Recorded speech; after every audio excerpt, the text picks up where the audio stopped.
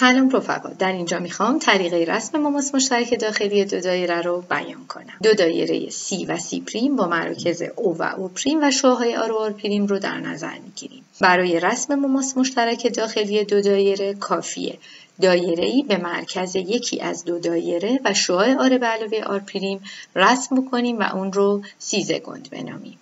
سپس از مرکز دایره دیگه‌مون، یعنی در اینجا از نقطه O' مماسی بر C زگند رسم می‌کنیم و محل تماس این مماس با دایره رو T زگند می‌نامیم. از O به T زگند وصل می‌کنیم و می‌دونیم شعاع در نقطه تماس بر خط مماس عموده. محل تلاقی این شعاع با دایره C رو T می‌نامیم. در ادامه شعاع O'' رو موازی با TO رسم می‌کنیم.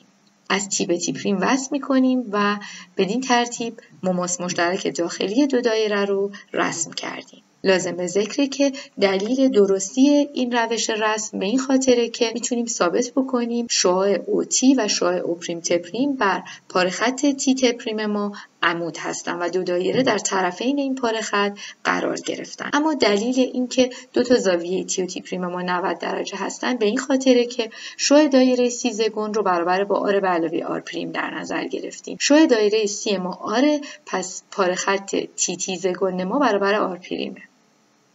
شعاع دایره C' یعنی O'' هم برابر R'. ما 4 ضلعی رو در اینجا داریم که دو ضلع موازی مساوی داره، پس این 4 ضلعی متوازی الاضلاع.